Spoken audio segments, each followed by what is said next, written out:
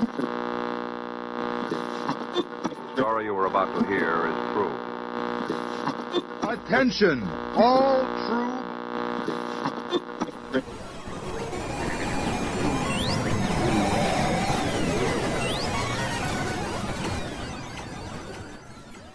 She's alive! Alive!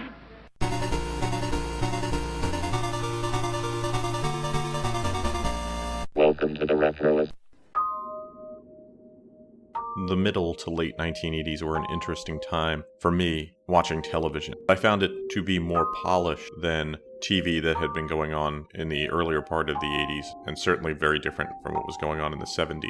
One thing that changed for me dramatically is the presence of cable TV in my family's house had grown. We had it on one television, very happy about that, in our living room. It was this amazing treat. But then at one point, one of my older sisters decided she was working and that she would like to have cable television as well, and that she would pay for it. So she had cable TV installed in her room, which was the next room over to me. Naturally, when she wasn't there, I constantly would go in there and watch TV in her room, have some privacy. Unfortunately, I would bring food into her room, and by mistake, I might have spilled some soda on her carpet, and she was not very happy with that. Things changed though. One day, I'm walking home from school, and I walk past a house that had put a whole bunch of junk on the curb, and I am not a person who can resist a giant pile of junk, so I started looking through it, and somebody threw out a cable box, and I thought, wow, what a find. I grabbed it, ran home with it, and I hooked it up to our TV set just to see if it worked, and it did.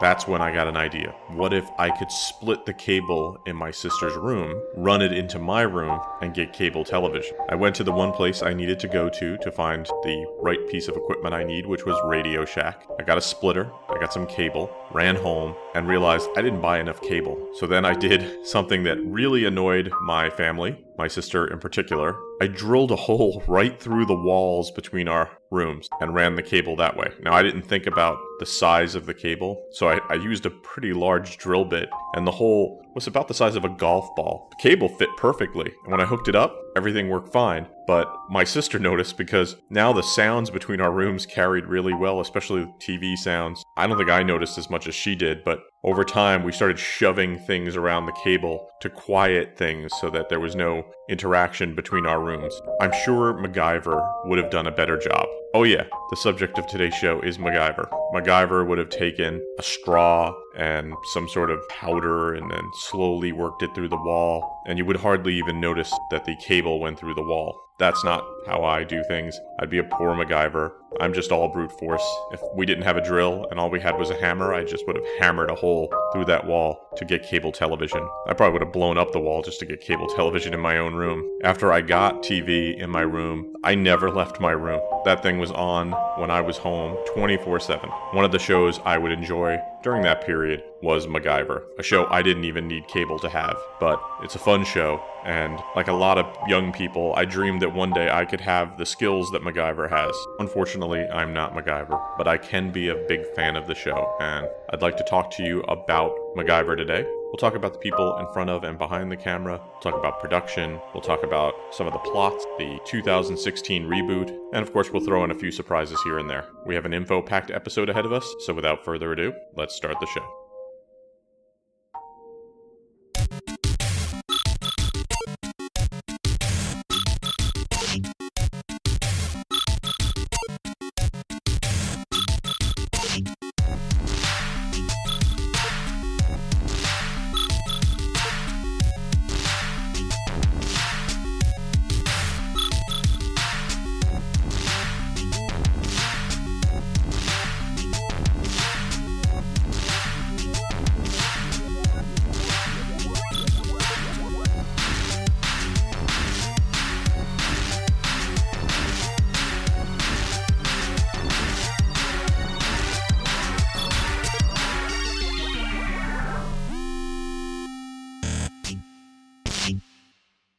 MacGyver is an action-adventure, sometimes I think science fiction, television series. It was created by Lee David Zlotoff and was produced by Henry Winkler and John Rich. Winkler, you might remember, played the Fonz on Happy Days. He also makes just one cameo in the season 6 episode of MacGyver, playing a lawyer, something he would go on to play later on TV's Arrested Development. The show would run for 7 seasons, was on the ABC network. The show happened because there was an intersection of those 3 people just at the right time. Winkler had just finished his over a decade run on Happy Days. Rich had been on a sitcom called Mr. Sunshine, canceled on ABC, and Lee David Zlotoff was working as a producer on the TV show Remington Steele. So they started talking about this show about a person who uses their brains over brawn and comes up with solutions, and they sold the idea to Paramount, and that's when ABC became interested in the series. If you watch the show, you'll note that the first 2 seasons and the final season look different than seasons 3 through 6. That's because there were different filming locations. In seasons 1, 2, and 7, the show was filmed in Los Angeles, and then in those middle seasons, they moved to Vancouver, Canada. And that's because the show was almost canceled due to its high production costs, because there's a lot going on and it's, I guess, cheaper to film in Canada. Some of the main changes you'll notice if you watch the show, especially right in a row, is that there's a lot more locations when they move to Vancouver, kind of change locales all the time in that area. But also MacGyver finally kind of moves into the place where a lot of people associate him living, which is a houseboat. And that houseboat was docked in a Vancouver boatyard. And when the show was over, they sold it. In 2014, the houseboat was sold for under $40,000 on Craigslist. So there's somebody who owns MacGyver's houseboat and got it for a steal, especially since its valuation was in the $200,000 range. I can't imagine that it was in great shape, though, and I'm sure someone's going to have to put a lot of money into fixing it up. Hopefully they got some MacGyver skills. One of the most important aspects of MacGyver is its star, Richard Dean Anderson. Comes across as a smart, kind of aw-shucksy boy next door, but when people were looking for an action star, that's not at all who came to audition. This was the 80s, of course. And, there's a lot of tough-talking, commando style, Schwarzenegger, Stallone, people who came out for this role. When Anderson came in for the role, he actually used reading glasses and put them on, and Winkler thought that was a very humanizing thing, that it captured something about the character that nobody else had brought, and they thought this guy's going to be a breakout star right away. And Dean was up for the task. When I say he's up for the task, Anderson did a lot of his own stunts in the series. This, of course, becomes problematic as you accumulate damage to your body. So in later seasons, you start to note that there are stunt doubles doing a lot of the work for him. But it's pretty impressive that he would put himself on the line. And you could see that during earlier seasons that, wow, that's actually Richard Dean Anderson doing these things. One of the defining things about MacGyver, and something that makes him kind of a departure from action characters in any decade, is his disdain for guns. Instead, he's just armed with, most of the time, a Swiss Army knife, and of course his brain. And this leads him to come up with all sorts of what are called MacGyverisms, solutions to problems. There are guns littered about whenever MacGyver is doing anything, and I am sometimes just wanting to scream for him to pick up the gun. This would be over in 5 seconds. But no, MacGyver is MacGyver, and he has to come up with a solution that's often non-lethal, that gives people the benefit of the doubt. And once you start to accept that, and it probably takes 2 seasons if you're watching the show from beginning to end, you start to realize there's just no way. He's never going to pick up that gun. He does pick up a gun in, I think, the pilot episode, but gives it to somebody else. But that's the pilot before everything gets locked down. In later seasons, he actually picks up a gun and then, of course, uses it as a wrench as opposed to using it as a gun. MacGyver likes a challenge.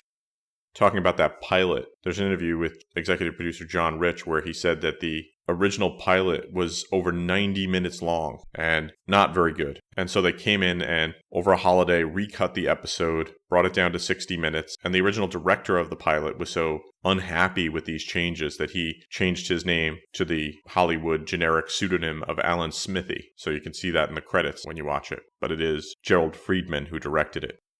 So MacGyver worked for 2 organizations. I guess he worked for some other organizations because, he's in the Challengers Club, which is a boys and girls club. But the 2 he worked and did his missions for were the DXS, which is very hard for me to say multiple times. I will have, I'm sure, edited some of this, but I just tried to say DXS several times fast, and it came out very odd. The DXS is the Department of External Services, which is a U.S. intelligence agency where MacGyver and his buddy, Peter Thornton, are working during the first season of the show. MacGyver was recruited by Pete. We find that out in season 2. In future seasons, they would work for something called the Phoenix Foundation, which is a non-profit think tank and government contractor. It's this agency that just does about everything. They're really pro-environment, really pro-whatever MacGyver's into. And at the same time, their work at the DXS still kind of comes up, especially Pete's connection to it, so they don't abandon it. This is especially important when it comes to one of, I'd say, the main villain of MacGyver, Murdoch, who works for the Homicide International Trust, or HIT, which is almost G.I. Joe-like in its amazingness.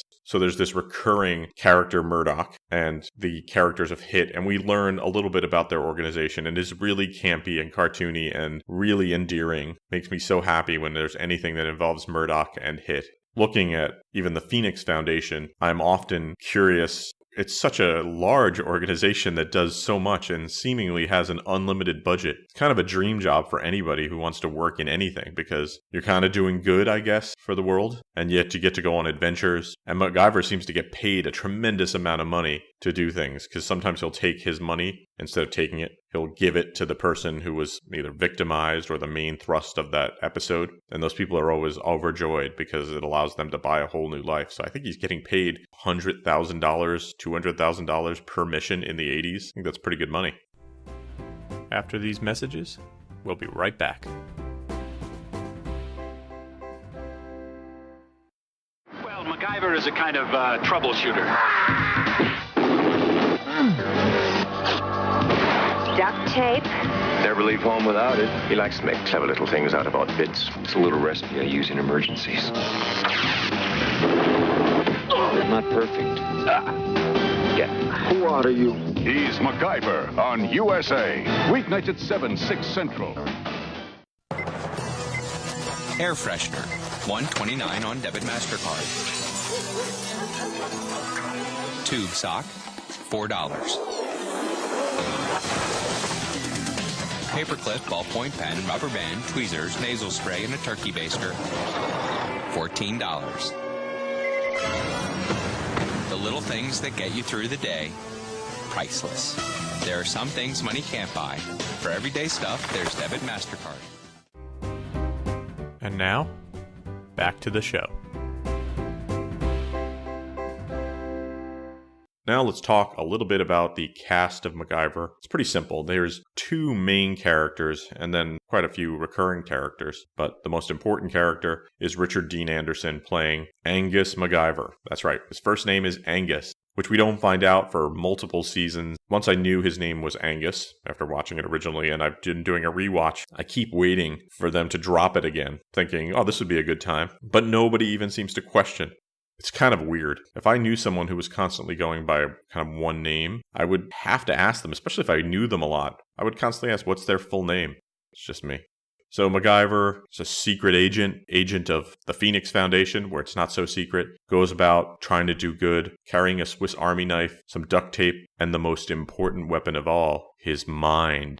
Huh? Not bad. We do know that MacGyver had some family issues. Parents got killed in traumatic ways. Kind of haunts him. He doesn't allow a lot of people to get close to him. From what I understand, that might have been because whenever they brought in a female character to get close to MacGyver, they would get a lot of letters from fans who did not want MacGyver to wind up with anybody because they liked the idea of MacGyver being available, I guess. Or maybe the idea that he could just romance more people.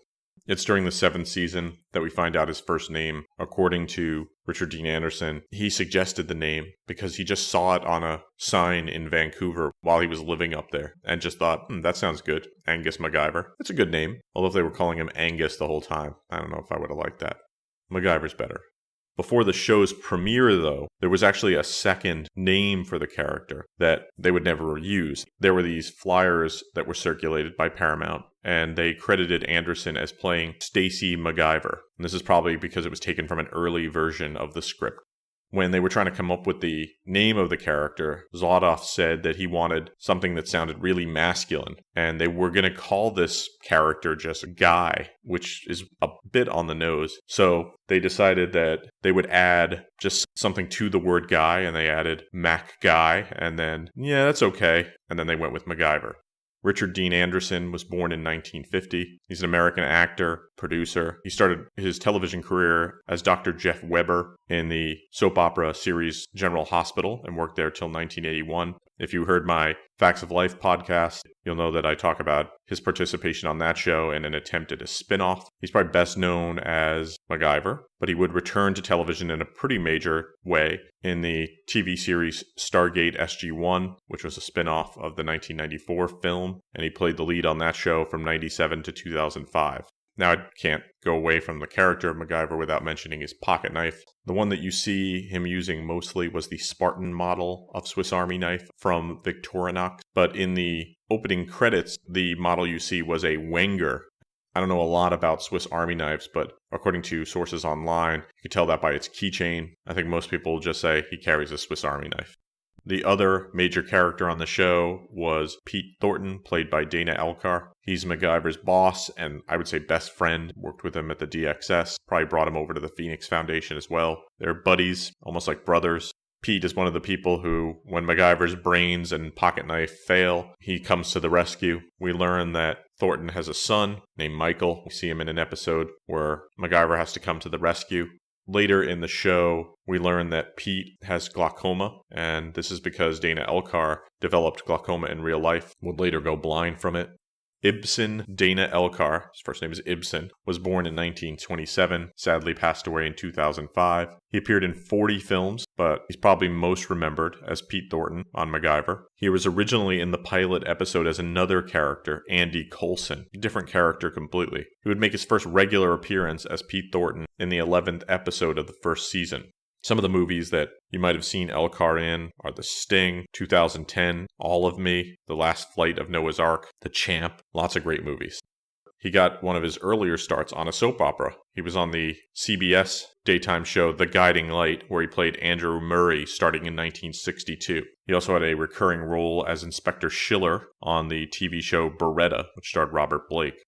Now, I'm going to talk about characters who recur but are not main characters, starting with Murdoch, played by Michael DeBar. Murdoch is this mysterious character who is the master of disguise, likes to take photos of his victims before he kills them, and he is very successful killing everyone except for anyone associated with MacGyver. He's in about 7 episodes of the show. Every time it's very memorable, and every time he pretty much dies at the end, and somehow comes back in a very improbable way. Michael DeBar played Murdoch. He was born in 1948. He's a British actor and singer. He's probably best known to everyone, though, playing Murdoch on MacGyver. He would also replace Robert Palmer in the band Power Station, and appeared in Live Aid in 1985. Bruce McGill played Jack Dalton, the sort of comic relief troublemaker of the show. He's a soldier of fortune, pilot. He's the type of character you would have seen on the TV show Magnum P.I. Would have been very happy to see him there too. He's full of get-rich schemes that often get MacGyver in trouble. Bruce Travis McGill, born in 1950, American actor, probably best known for his role in a couple of Michael Mann films, although he got his big break in the 1978 movie Animal House, where he played D-Day. But then he was, of course, kept in the mind of everybody for his recurring role as Jack Dalton. He's a great character actor, has a great look, very charismatic, brings a lot to the Jack Dalton role, who could be kind of annoying if he was not played by a very good actor.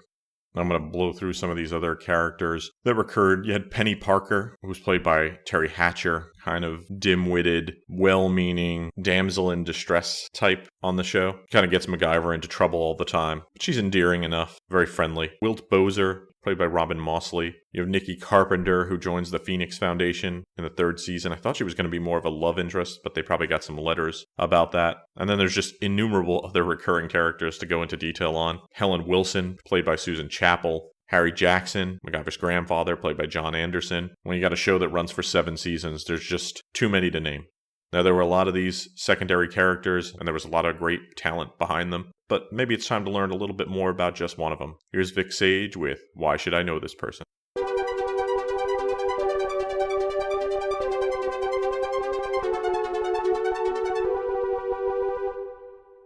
Hi friends, Vic Sage here with Why Should I Know This Person? For this go-around, I'm taking a look at character actor John Anderson, who played Harry Jackson, MacGyver's grandfather in that popular TV series. John Robert Anderson was born on October 20th, 1922, and garnered an impressive 242 acting credits before his untimely passing on August 7th, 1992. His youth was spent on a farm around Clayton, Missouri, and the young boy was commonly called J.R., but eventually he moved to Quincy, which some say was named after John Quincy Adams. An interesting fact, as Anderson would have the distinct privilege of portraying Abraham Lincoln 3 times throughout his career. And, truth be told, he certainly bore a rather strong resemblance to our 16th President of the United States. That wasn't the only time he played a president, as Anderson also portrayed Andrew Jackson twice, and even one time he played as Franklin Roosevelt. John served in the Coast Guard during World War II, aiding in the protection of the ships in convoys against U-boat attacks. It was in 1946 that he began studying at the University of Iowa, earning a master's degree in drama. Getting his start on television with a 1950 episode of Fireside Theater, the actor would find himself frequently bouncing between film and TV projects. Of his many roles, some highlights include 1960's Psycho, where he played California Charlie, the used car salesman who sells one of his vehicles to Janet Leigh's character. He also appeared in 1962's Ride the High Country with Randolph Scott and Joel McCrea. John was in 4 episodes of Rod Serling's The Twilight Zone. Of late, I think of Cliffordville, The Odyssey of Flight 33, The Old Man in the Cave, and one of my personal favorites, A Passage for Trumpet with Jack Klugman. Other notable appearances include The Outer Limits, Gunsmoke, Quincy M.E., North and South, Dallas, and Smokey and the Bandit 2, where he played the role of the Governor. Not only did Anderson play a handful of presidents, but he also played Judge Kennesaw Mountain Landis twice, the Commissioner of Baseball from 1920 to 1944. And while his last name is Anderson, John was in fact no relation to Richard Dean Anderson. This has been Vic Sage with Why Should I Know This Person? Signing off until next time.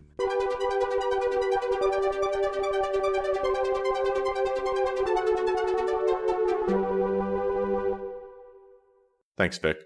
The show first broadcast on September 29th, 1985. It would do pretty well during its run. Became a sleeper hit for ABC during its second season. Landing in the top 50 for shows. Was the lead-in for ABC's Monday Night Football. By the time the show was getting into its final seasons, there just wasn't a lot of spend on marketing, and Richard Dean Anderson would actually complain about this. So the 7th season was abbreviated, and the 12th episode of the show was aired on December 30th, 1991, and wouldn't return until April 25th, 1992. At that point, the show had been canceled, and a previously unaired episode would follow on May 21st of 1992. ABC would replace the show with The Young Indiana Jones Chronicles, which was produced by George Lucas and Steven Spielberg. And they thought this is going to be a hit. It's based on Indiana Jones. Unfortunately, it never really caught on. I was one of the people very excited for The Young Indiana Jones Chronicles and watched its entire run. But I gotta admit, it didn't have that sort of hook that MacGyver had. And while it's probably a show I will cover here, when I compare it to MacGyver, I realize that because they were trying to explain a character I already knew something about, it failed to lock me in because there was no growth that I could see, or I knew what the growth was going to be, so I was never surprised.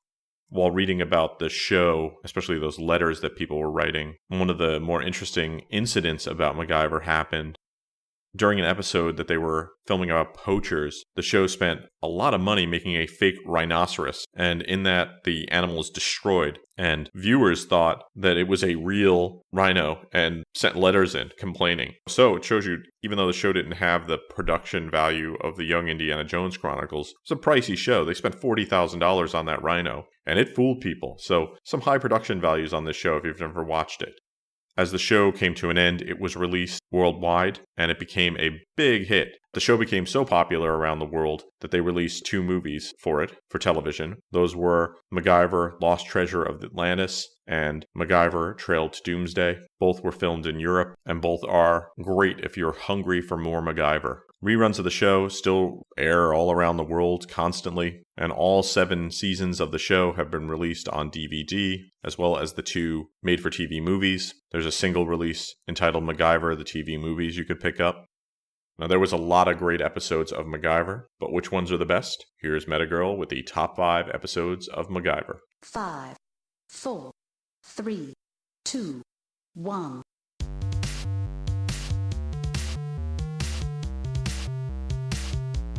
Greetings, Retro fans! This is Metagirl, bringing you the top 5 episodes from the action-adventure series, the original MacGyver.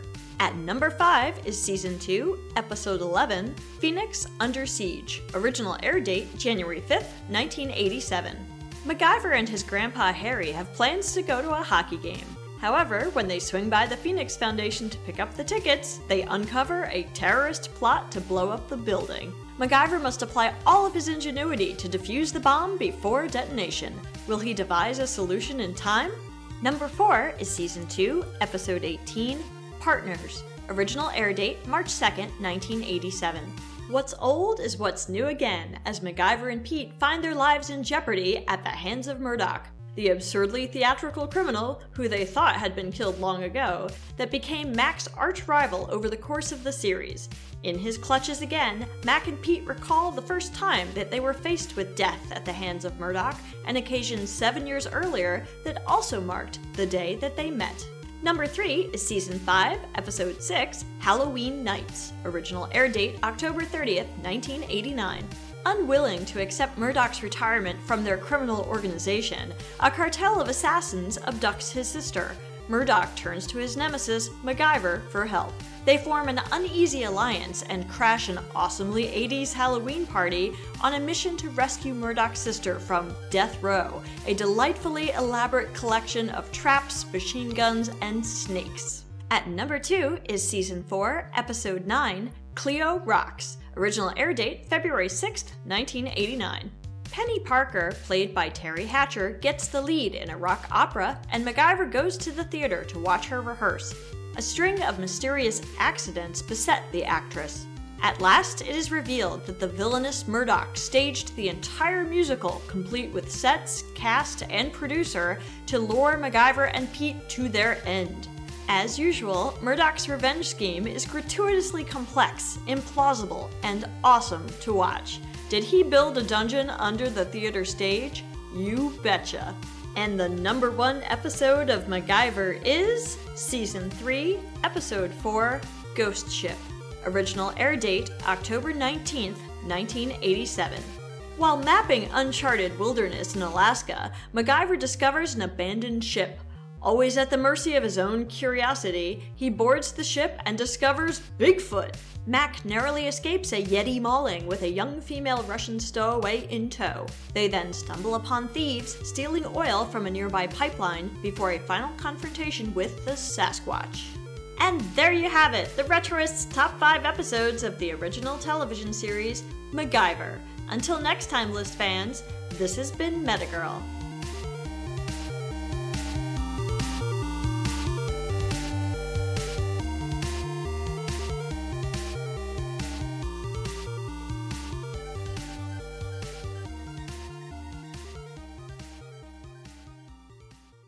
Thanks, Metagirl. The music from MacGyver was performed and written by Randy Edelman. Edelman was born in Paterson, New Jersey in 1947. He's 69 right now. He was a big collaborator with Ivan Reitman, producing several of his scores, including Twins, which I love, not just the movie Twins, but the soundtrack. And he also worked on Ghostbusters 2 and Kindergarten Cop. For TV shows, MacGyver is probably his biggest work, although on television he also did the music for The Adventures of Briscoe County Jr., the Bruce Campbell Western from the 90s. MacGyver changed a lot of how people perceive heroes and the need for them to be smart and use their brain. These so-called MacGyverisms would also be parodied, most famously in recent history on Saturday Night Live, where they created the MacGruber character, and that would eventually become a motion picture that got released in theaters, something the original TV show never got. In 2012, a comic series, MacGyver Fugitive Gauntlets, was released. It had pretty favorable reviews and used original characters. last issue, issue 5, was released on February 27th, 2013. Even though people seemed to like it, not enough, I guess, did, and we never got more of the MacGyver comic. If you're a fan of MacGyver, want to see the printed word of MacGyver, there was a MacGyver book called MacGyver on Ice, which was a original story, 128 pages, so pretty small. The plot takes place somewhere between the first and second seasons. Characters are just slightly different, but it's kind of interesting to see. There were some toys created for MacGyver, none of which I have ever seen in person, but I've been looking online and my mind has been blown. I think a lot of these were released for the international market, and in packages, their prices are astronomical. MacGyver has appeared again, with Richard Dean Anderson playing him for a series of commercials for Mercedes-Benz. You should check that out. You can find those BMW commercials online. Kind of interesting to see an older MacGyver do his thing. This is not the only time MacGyver was brought back out of retirement. They attempted to reboot the series on the WB in 2003. That never got past the pilot. And then in 2016, CBS premiered a brand new MacGyver rebooted series. It appears to be doing well. I've watched one episode of it, and it has a lot in common with the original. I'll probably continue to check it out, but that'll have to wait because I am in the middle of a rewatch of the original series again, which is on Amazon Prime. So if you are a MacGyver fan and want to watch it, you can have access to it. Not only do episodes get posted online all the time, but if you're an Amazon user, I know it's there. It'll probably show up on Netflix. And if you have any of the retro TV channels, it's a recurring show that pops up from time to time, and they do the full run, and then they stop, and then it starts up again. So if you like some great mid to late 80s action, maybe you haven't watched it in a couple of years and you have a vague memory of some guy swinging a Swiss Army knife, you forget some of the details, revisit the show. It is delightful. When I watch an episode that I really like again, I am tickled and think, wow, I wish that TV shows were like this more often. So do yourself a favor. If you haven't watched it yet, watch MacGyver. Maybe skip the pilot. It's okay, but not great. But I guarantee once you get familiar with the characters, especially once you get out of the earlier seasons where he's working for the government and moves into the Phoenix Foundation, you'll start to enjoy some of the convenience of the plots. And you'll certainly enjoy the charisma of these fine actors and the creativity of the very talented people behind the scenes.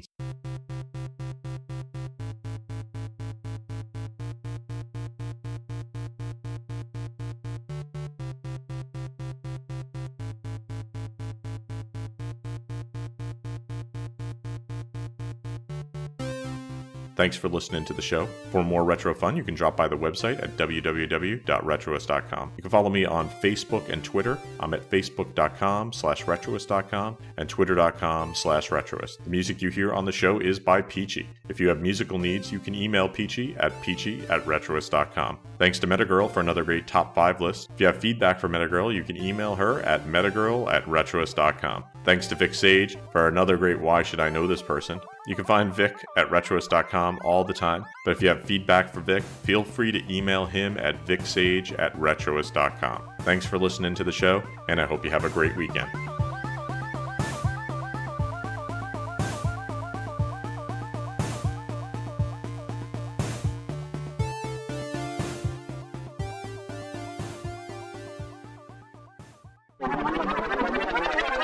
The DXS.